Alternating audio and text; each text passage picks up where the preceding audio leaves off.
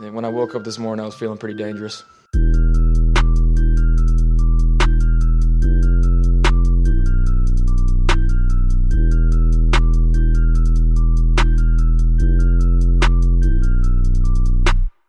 And if we're talking tight ends and we're going into round 2, maybe round 3, give me Ian Thomas, please. Let's just do the damn thing.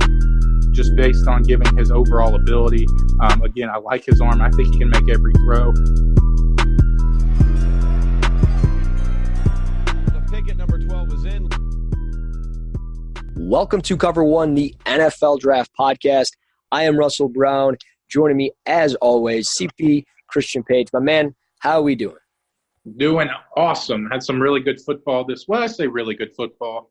We had one really good game. The other ones were kind of went as expected, but definitely some surprises that we're going to talk about here in a few minutes. Yeah, week 2 in the books of college football. I don't even really want to talk about the NFL so much. I guess we could talk briefly about TJ Hawkinson being exactly what we thought he was going to be. He was blocking his ass off for the Lions. He caught a touchdown pass. He had 5 receptions in total, but it didn't really matter because the Lions blew the game away, and it feels like they lost despite tying the game against the Arizona Cardinals. And then Kyler Murray going 14-17 for 154 yards and 2 scores in the fourth quarter really makes me say, wow, this guy is the real deal, but he was struggling with the height thing because he had 4 passes batted down at the line of scrimmage. And I think teams will eventually key on to that. Now, maybe something with the release point was off. Maybe it was just they had the timing down. But if more teams tie his snap to release, I think it could hurt him down the line. But I don't know. Was there any rookies that really stood out to you for the NFL real quick? Well, I circled them last week on our Thursday night podcast. A.J. Brown had a stud game for Tennessee Titans, and nothing over the top. He just had a few catches for 100 yards. But in open field, the guy can start and stop or stop and start on a dime and has some underrated agility. And I know, he wasn't known as a guy that couldn't move with his lower body, but he was more known kind of get that separation from a physical standpoint or just taking, playing that big slot role at Ole Miss, just taking a couple steps and then seeing what he could work with. But he was gaining a lot of separation. Marcus Mariota showed a lot of trust in him. And I think Tennessee may have found their alpha dog receiver already. I know Corey Davis is still their top 5 pick a few years back, but A.J. Brown showed that mentality to be like, hey, this is my job now, and I'm going to keep going forward. So A.J. Brown was very impressive for the Titans in their overwhelming victory of the really hyped-up Cleveland Browns. Yeah, I was really shocked by that one. I had both TVs on in the living room. I took the living or the bedroom television that my wife and I have. I took that one out, put it in the living room.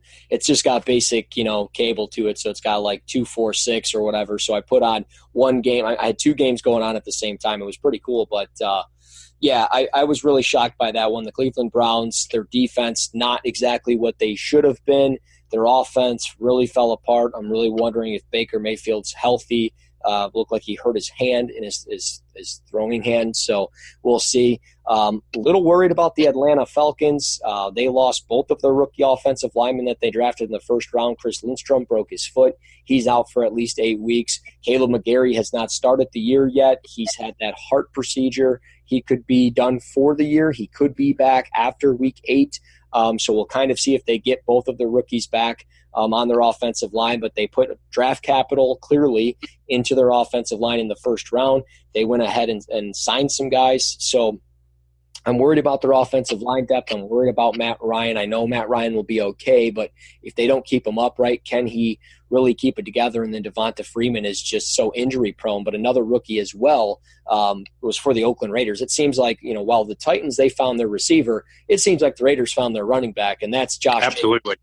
He was fantastic. He had 23 carries for over 80 yards, but altogether he had 24 total touches for over 100 scrimmage yards, and he had 2 touchdowns. He's the first rookie with over 100 scrimmage yards in their rookie debut since LaDainian Tomlinson. So he joins elite Hall of Fame company, and the Raiders look pretty good. So certainly some rookies that stood out, I think, and I think it was a good week 1 for the NFL. I think we'll talk more about week 2 tomorrow. But speaking of week 2, let's talk college football. Really why we're here, NFL draft prospects. And I think the game of the week was certainly Texas LSU. It was a fun game to watch all the way across the board. You had the written preview on it for week 2 on Texas and LSU. What was your takeaway? Who are some prospects that we're watching now? Yeah, I talked about it last week on the podcast that Joe Burrow looked like a different quarterback, even though they were playing Georgia Southern week 1. But there was just – he had that missing factor. You know, he looked confident in his overall abilities. He just looked like a smarter, more comfortable quarterback. And that was definitely on display versus Texas again. And so, 31 of 39, 471 yards, 4 touchdowns to just 1 interception. And I know Texas isn't sitting here pumping out, these great defenders year in and year out like they were really the Mac Brown days when they were on a national scale. But still, doing that, putting up those type of numbers versus a very high caliber Power 5 school, Joe Burrow answered the call. And again, he just looks so confident. And then with your head coach having the confidence in you when you're up by a touchdown and on like 3rd and 15 or something, they're going to throw the football. And I think that was incredible that Ed Orgeron, he told us right then and there with that play caller, whoever, Joe Brady, Steve Ensminger, whoever was calling the play for LSU, that, hey, I have the confidence in my offensive line, my receivers to get open, which 3 receivers for LSU had 100 yards, which is insanity, and then having the utmost confidence in Joe Burrow. So I think he's checking every single box because there's just a little, something missing there coming from last week to this week, just based on maybe the caliber of opponent. But he definitely answered the call, and I think LSU is now a legit threat to the national title caliber, especially talking playoffs. I think they may actually score a touchdown versus Alabama this year, but we still have to wait and see. But I think Joe Burrow definitely answered the call for the offensive side of the ball for LSU. Yeah, well, and I'll tell you, I think, like I mentioned last week, Justin Jefferson was a name to watch out for, the junior wide receiver. He had a field day out there. He had 3 touchdowns. 8 receptions for 160 yards or so, 9 receptions for 163 yards. He was all over the football field for them. I know, obviously, as we've mentioned, Texas lost a ton of talent defensively, and I was expecting LSU to be able to move the football fine. I was not expecting 45 points. And to be honest, the way they're looking with Joe Burrow, it looks like they can compete with Clemson, really, like you mentioned, any team in the country. But I think that they could compete against a team like Clemson that I think could be in the national championship again this year. But defensively for LSU, Michael Divinty was an outside linebacker, edge rusher that I focused on late last year. I was very pleased with that. And I am very pleased with Divinty after this game. He had 10 or 11 tackles. I know he had a sack, which he won that rep with ease. And then I know it was an off day for the LSU defensive backs, Grant Delpit and Christian Fulton. I mean, they gave up over 400 yards to Ellinger, but Fulton made a couple of breaks or pass deflections on the ball. So I'm pleased with that. But Devin Duvernay, without question, was phenomenal. Certainly my brand for Texas, and I thought he played lights out. 12 receptions, 154 yards, and 2 scores. Was there anything that stood out to you from the Texas offensive line front? I know you had a nice preview on them up front. Yeah. Well, I'll get to that in just a second. But sticking with that wide receiving core for Texas, I think Devin Duvernay showed or kind of rose his stock a little bit based on the production he put up, and not in the first game they're playing Louisiana Tech. And I think he had like 5 or 6 touches, including the kickoff return on the opening drive. But a lot of them were just quick touch passes kind of around the line of scrimmage. He showed a little more ability to kind of expand his role in this game. I know he had a couple that were right around the line of scrimmage. But definitely when you're putting up that production and running over Grant Delpit, that definitely helps your scouting report going forward. His teammate Colin Johnson, though, I don't think really answered the call. I mean, he still ended up with 3 catches for 49 yards. But you're talking about Christian Fulton, who shadowed him for the majority of the game. And Colin Johnson has definitely the height weight advantage over Fulton. But with Fulton, you're going to have to win really consistent physical battles if that's the game you're going to play, because Fulton has the mirroring ability to really mirror any receiver in college football. And I think Fulton got the upper hand there. Again, Colin Johnson, so a little bit of his athletic ability and physicality. But I think Fulton definitely won that battle going forward. But what you're alluding to, Samuel Cosmi, the left tackle for Texas, redshirt sophomore, I think he's one of the best offensive tackles in college football. He's kind of a secret right now, but I think he showed his ability in this game. Him and Kaiir Chason, the defensive edge rusher from LSU, I think it was a great battle. They traded punches a little bit, but I think Cosmi came up on the upper hand. I always, if you've listened to this podcast as long as I've been on here, I consistently stress hand placement, hand distribution among offensive linemen.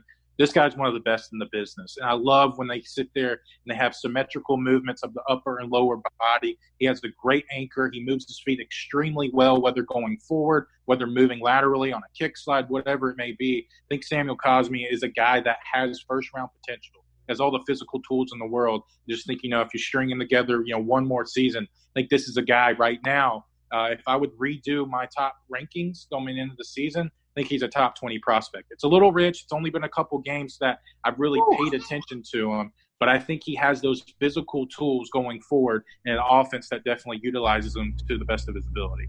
That's a rich take, but I trust your process. I know the hand placement is good.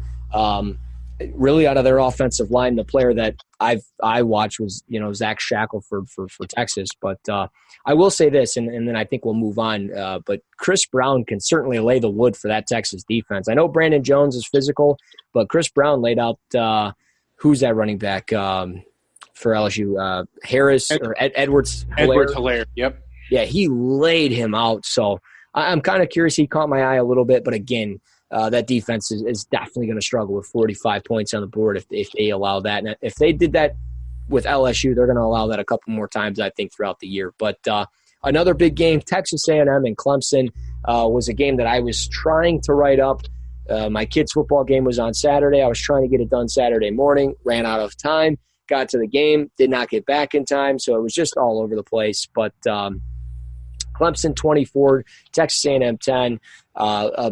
I don't even want to say a big win for Clemson, but, beating the 12th ranked team in the country is important, and stopping a Texas A&M offense that had a really good week from the week before to really stop that run offense or that rushing offense that only ran for 53 yards against Clemson, really stopping Kellen Mond and kind of showing the country what kind of quarterback he is, I think is also important.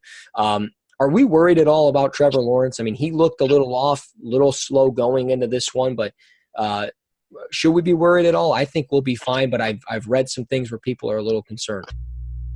Yeah, there's definitely some reasons to kind of raise your eyebrows. Even, not looking at the box scores. If you look at the box score 24 of 35, 268, touchdown and a pick, and a QBR 77.5. So, it's not blowing you away with how he left us, in the national championship game of lighting up one of the better defenses in football in Alabama.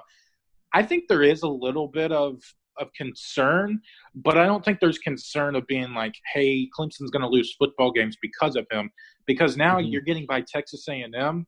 To be honest, there's nobody left in the ACC that I think is going to give Lawrence and that Clemson team a hard enough time to really kind of push them to be like, hey, Trevor, you're going to have to go, 2-minute drill and win this football game. I could be wrong. A few years ago I said the same thing, and, Deshaun Watson and Clemson loses to Pittsburgh or something like that. So right. I just don't think Clemson or the ACC is that strong for them to force it. But if he kind of keeps this trend of mediocre play going into the postseason, then definitely that's a reason for concern, because teams like Alabama, Oklahoma, Ohio State, whoever it may be, they're going to make Trevor Lawrence beat them within the pocket and be like, hey, man, we know you haven't had the greatest of seasons. Come prove it to us that you can still beat us. So I think right now it's fine, but I think in the long run, if it continues, then I definitely think it is a little concerning. Yeah, well, and I think what it is just more so the play calling. It seemed like they got a little conservative, and they only scored 24 points. And I think people expect Clemson to be this world beater. Like I mentioned, LSU, they put up 45, and I kind of hinted at I think they could compete with the Clemson as far as the score goes. But I think that's maybe what it boils down to. But they do have a talented team. We know about their we know how talented their receivers are. Justin Ross, a big receiver at 6'4". T. Higgins, a great route runner that we were both very high on in the preseason. Travis Etienne, we all know about him. He really showed off his receiving ability in this game. He had 4 receptions for over 50 yards. But defensively is what really stood out to me. Kevon Wallace, their safety, just filling the alley, coming downhill. He really stood out in a big way. He was all over the field, I thought.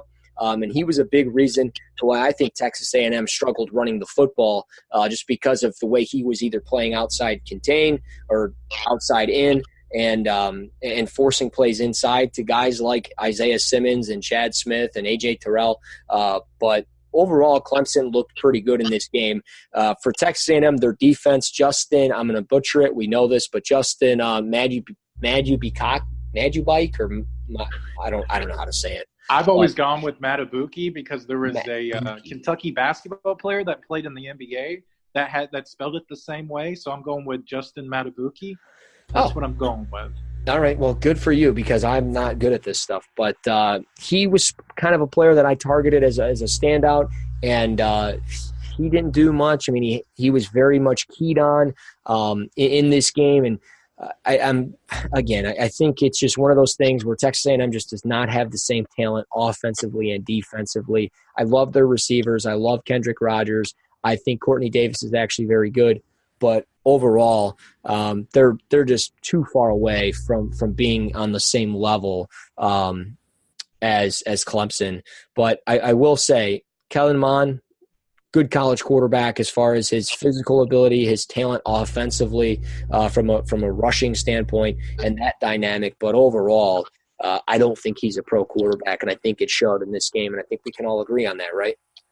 Oh, absolutely. And then you want to talk about another non-draftable quarterback in Shea Patterson? Yeah, we're going to move on to that. I will say with Clemson, their offensive line, Gage Cervenka, if you have not seen this dude, he is thick. 6'3", 325, can bench like 225 45 times or something like that. He squats like 700 pounds. He's a freak of nature. He's a big dude, and he kept those Texas A&M defensive linemen in check for a lot of this game. So, yeah, another quarterback. I like the segue here. Another quarterback that's not very good, Shea Patterson. Michigan fans, he's playing hurt. Bite me. Whether he is or he's not, it doesn't matter. He wasn't good before an injury. He's still not good. He is not good at all. And look, Michigan should have lost this game. You went to overtime against Army, who, yeah, sure, they're good. But they had a close game. Who'd they play the week before? Rice. I don't want to hear this stuff. You won in double overtime. You could not stop the rushing game to save your life. You're beat up on the interior defensive line. And to be honest, you're going to get torched by teams like Ohio State. Michigan State's defensive line is going to bend you over. And guess what? You're probably not going to win in Wisconsin next week. So Michigan, bite me. Do I need to say anything else? If you want, I don't care. But I live in this area where I'm 20 minutes away from Ann Arbor, and all I hear is Michigan's going to be a national champion, and Shea Patterson's going to win the Heisman. And you know what? You're not, because you couldn't escape Army. You're not going to beat Notre Dame. And like I just mentioned, you're not beating Wisconsin. Jonathan Taylor's going to run all over this team. If Army did it, Jonathan Taylor's going to do it, and Tyler B. Amish is going to screw him over too. So – whatever, Michigan. You guys suck. But, yeah, going with Patterson, there's no consistency. And I know, when you look at draft prospects and I guess quarterbacks in general, you want to look for consistency, whether that's in physical tools, whether that's in decision-making, whatever it may be. Shea Patterson doesn't really connect the dot from one game to the next game. The only thing he connects the dot to is being inconsistent in his mechanics or his decision-making or turning the ball over, putting his team in jeopardy. I mean, it took, a missed field goal for them to actually be in contention to win this football game, and then a fumble at the end of the game where Army could have had a chance. So, I think we made it clear, in the preseason that we're not big believers in Michigan overall. But even when Shea Patterson was, entering like the transfer portal, I think we were both very hesitant to be like, well, he's not going to be the answer for Michigan whatever team he comes into, because I don't know, mentality-wise, he just doesn't seem like it's all there. And I know Michigan's offensive line isn't the greatest. He got sacked, I think, 4 or 5 times. But he likes to run around. His pocket presence isn't good to begin with. And so when you're adding a little more pressure in the interior and he has to make plays, improvise on the run, he's not going to make really good decisions. So I think, we were talking about Trevor Lawrence. He's not going to be the reason Clemson loses. Shea Patterson's probably going to be the reason why Michigan loses some games in the Big Ten. Yeah, and I mean, again, Army shot themselves in the foot, too, on this game. They got to the red zone. They were at, the 6-yard line, and they opted to throw the first pass of the game, and they threw a pick. So, they were 2 for 4 through the air with 40 yards or whatever, and they threw an interception. But they should have kept running the football. Whether they got the 4th or goal or not, they should have kept running the football up their throats, and they didn't. But like you mentioned, Shea Patterson fumbling again. He had 2 lost fumbles in this game. Last week or 2 weeks ago, he had a lost fumble. That's 3 in 2 weeks. And when you play teams, again, like I mentioned, Ohio State, that's a fumble. Wisconsin, probably on the road. Michigan State, forget about it. That's happening. And Notre Dame, we're talking 4 games where he could fumble 1, 2, maybe 3 more times on the season. Sorry, folks, Heisman Trophy candidates don't do that. And I get it. He's not playing with Donovan Peoples-Jones because Peoples-Jones is hurt. But at the end of the day, if your quarterback's any good, he's going to make these players better, and he's not. He's making Michigan worse. They should give Dylan McCaffrey a serious look at quarterback in some of these games if Patterson starts playing like crap. And I'm not sold on Michigan. I don't know why they're 7th in the country. Every single year they're ranked in the top 5, and this is what happens every single year because Jim Harbaugh doesn't know what the hell he's doing. He changes his offensive coordinators every single year. They run a new offense, and then when they get in serious situations, Jimbo takes over, and then he screws the game over for them like always. So whatever. Michigan, you guys suck. Moving forward, a team that does suck, and then they pull an upset. Cal beats Washington. Nobody talked about this game, I think, on Twitter. 10 seconds left in the game. It's probably at this point 2:30 in the morning or so. Cal kicks a last-second field goal to upset number 14 Washington on the road. Jacob Eason did not look like the same quarterback from week 1. He was 18 of 30 for 162. It was wet out there. They had gone through some serious rain and everything else, which is what put this game on a 2.5-hour delay. They didn't kick off until midnight Eastern time. But at the end of the day, Washington did not look any good with Eason at quarterback, at least not any different. Aaron Fuller, Hunter Bryant, probably 2 names we'll pay attention to. They had 7 receptions for 80 yards combined. But Eason, again, he's kind of like Shea Patterson in a sense that he turns the football over. He had a pick. He had a fumble lost. But I'll say this. Cal's defense has this player named Evan Weaver, and he's a linebacker. And this guy had 20 tackles in this game.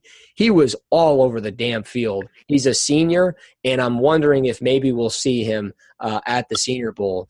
But what's your take? I mean, I know you didn't watch a game, but what's your take on Washington losing a team that we really liked in the Pac-12 to compete with a team like Utah? Do we hit the panic button with Washington? Probably. I mean, given circumstances of, the delay and everything like that, but when your quarterback doesn't even throw for a touchdown, you only score 19 points to a team that Cal's trying to been figuring it out for a long time.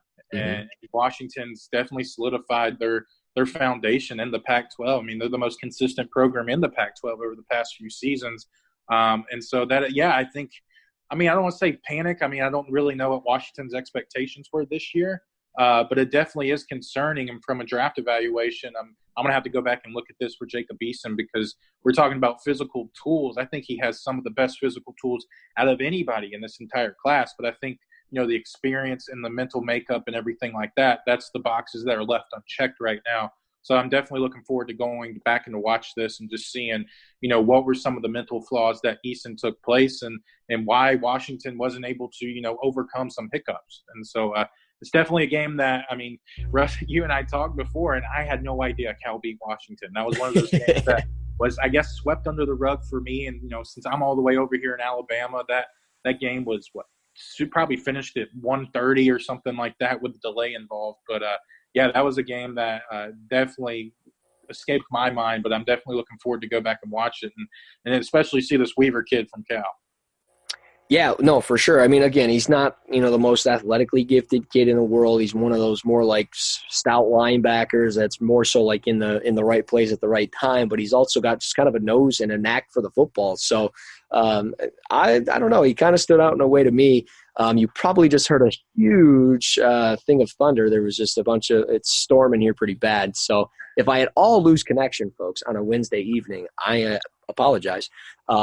It just scared the crap out of me. But yes, so yeah, Cal, that's a surprise. Again, I thought Washington was going to be a team that competes in the Pac-12 for much of the year. Two other teams in the Pac-12, Stanford, USC, really shocked just by this outcomes. USC, they lose JT Daniels. It really doesn't matter. Next man up, they go with Keaton Slovis, the quarterback, who had 5 incompletions on the day. He had 3 touchdowns. He, again, helped USC beat Stanford, that was ranked 23 in the country. They beat him 45-20. You watched some of this game. What was your take on USC and overall? I mean, wow, I'm not expecting them to be 2-0 right now. I wasn't either. I mean, the prediction we had, I mean, we knew KJ Costello was going to be out. Obviously, we knew JT Daniels going to be out for an extended amount of time, especially this season. But, yeah, I just thought Stanford was the better coached team. I still think they are. They just couldn't, figure out how to win the football game. But USC, I mean, they kind of had like a nothing to lose attitude. And sometimes that's kind of your biggest weapon, because it's like, well, we kind of have the excuse of, hey, our former 5-star quarterback's out for the rest of the year. We're going to throw this guy in and see if he can kind of help us out. So we're going to kind of, no handcuffs and everything like that. We're going to throw everything at him. And it worked. And Stanford team that, I mean, I think it was 24-20 at halftime. So it was a competitive game, and USC's like, hey, this is our game to win. And they definitely showed that. But going with a draft prospect, and even though he was on the losing end, Paulson Adebo, the cornerback for Stanford, 6'1", 184. I love this guy. I mean, I think he's one of the best cornerbacks. He's my cornerback number 2, right behind Christian Fulton. And it was nice to know that Todd McShay was on the call for this game.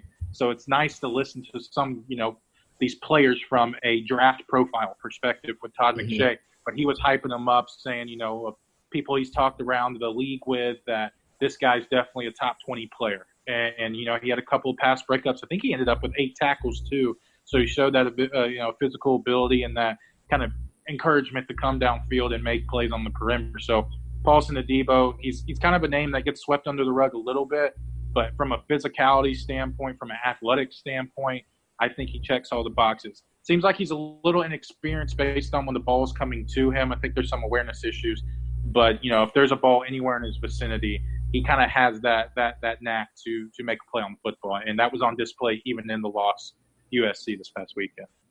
Yeah, I've only seen some stuff on Twitter about him. I haven't really watched him in depth. I mean, I know the name and I've seen some stuff, but he's certainly talented. I mean, it just seems like he's always around the football, no matter where it's at.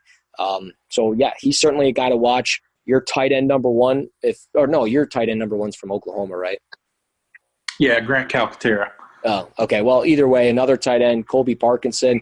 He looked okay for Stanford. He had 7 catches for 90 yards. But really who stood out for me for USC was Michael Pittman, 6 receptions, 82 yards. Really all 3 of the receivers, St. Brown, Michael Pittman Jr., Tyler Vaughns. I believe St. Brown, he's related to ESB, right? I think so. I feel like they popped up a graphic or something like that. Yeah, I think so. Vaughns had 5 for 100. St. Brown had, I guess we would call him ASB or ARSB. He had, that's pretty cool, ARSB. He had 8 receptions for 100 yards. Michael Pittman had 6 for 80. All 3 of those guys really stood out. Pittman just stands out because he's 6'4", 215, 220. He's a senior. Again, one of those guys, maybe a Senior Bowl player that we look at in January. So congrats to USC. I was not expecting them to be 2-0 at this point in the year, at least not with JT Daniels on the IR. But they did pretty well. Another team, and then we'll close out here, another team that is doing extremely well, Maryland. I don't even know what to say. They have been scoring a shit ton of points. I don't think a lot of people realize Josh Jackson is their quarterback, the Virginia Tech transfer. He played at Saline, which is not too far from me either. But Maryland, man, they beat up on Syracuse. We both picked Syracuse in that game. We liked Syracuse, the ranked team with Alton Robinson and just the talent that they have. But Maryland, 79 points in week 1, 63 points in week 2. They are a team that's kind of scary right now in the Big Ten. They got Temple this week. They got Penn State after that. Then it's not too bad before they go to Minnesota, and then they got Michigan, Ohio State, Nebraska, and Michigan State. But what's our take on Maryland here? Are they legit?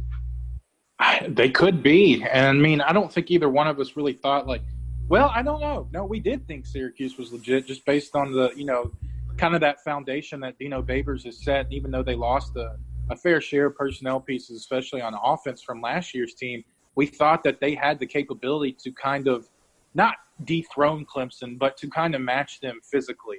But maybe Maryland proved that wrong because, I mean, Maryland from the jump, 21-7 at the end of the first quarter, 42-13 at halftime. I mean, the game was over after an hour of play. So, I mean, Maryland, they showed, Mike Loxley, now the head coach over there, former offensive coordinator at Alabama, definitely carried over some of that Alabama Crimson Tide offense. But, Maryland, I don't know if they're legit yet. I mean, they still have a couple, games yet to be determined if we can really make that call. But they're definitely doing everything possible for us to make believers out of us. Yeah, and we'll see what they do when they play in that schedule with Penn State, and they got to go to Purdue. I mean, Purdue's not going to be some pushover, at least not on the road when you got to go there. You got to go to Minnesota. Again, you've got Michigan. You've got to go to Columbus, and you still got to go to East Lansing at Michigan State. So it's going to be tough for them. They've got some tough road spots, but they definitely look pretty good in the early going. And then you've got Anthony McFarland running the football extremely well. He's averaging 5 yards per pop. He's got 4 touchdowns on the year. Keandre Jones, their linebacker, he's got 3.5 sacks. He's, 6'3", 230, kind of skinny on the skinny side, but maybe could be more of like a box safety that gets the flats and hook to curl type responsibilities and then has that pass rush role. But he's kind of breaking out for this defense. So, yes, Maryland's very tough to say. I think they would be a team that maybe we talk about a little bit more tomorrow as far as what they can do against Temple, or at least in a couple more weeks when they've got some more serious competition. But Syracuse, that's a big win for them, especially non-conference. So we'll see what happens. I think Maryland might be legit, but again, I think I agree with you. It's a little early to say. So we'll see what happens with Maryland. We'll see what happens with the rest of the teams on week 3 when we do the preview tomorrow. But you got anything else for me, CP? If we're going to break down just a couple of matchups, we can do that, but maybe a little bit of a teaser, and I may have a preview on this, but Alabama and South Carolina playing this weekend. Brian Edwards versus Trayvon Diggs for Alabama. I think that's going to be a stellar matchup. Trayvon Diggs, 6'2", 200 pounds, meets all the physical requirements that you want in a next-level cornerback. So may put together a preview and then, of course, a game preview for another game down the road, but definitely something to look forward to tomorrow. Yeah, I'll just kind of throw a teaser out there. Michigan State's defensive line against Eno Benjamin of Arizona State, 4 o'clock game on Saturday. I will be at a wedding, unfortunately, but you guys enjoy as I stand at my friend's wedding to watch him get married and make a huge mistake on his life. I'm just kidding. But how close are you to said friend? I'm in the wedding, so okay, so very close. Okay. Yeah, we're pretty close. So we'll see what we can do. I'll be on my phone a little bit here and there checking on the game. But definitely check out Eno Benjamin, running back for Arizona State. And, of course, check out Michigan State's defense, which is absolutely nasty. They shut down Western Michigan relatively well, kind of let their foot off the gas defensively later in the game. But they're pretty good. So we'll get more into Week 3 tomorrow. We'll get into some Week 2 NFL stuff. You guys, of course, as always, can smash the follow button on Twitter @_Christian Page, that's Page, @Russ NFL Draft, that's for me. Smash the follow button. And of course, you guys, you need to go to iTunes. You need to go to, Apple iTunes, whatever you do, Spreaker.com, however you get your podcast, search Cover One NFL Draft.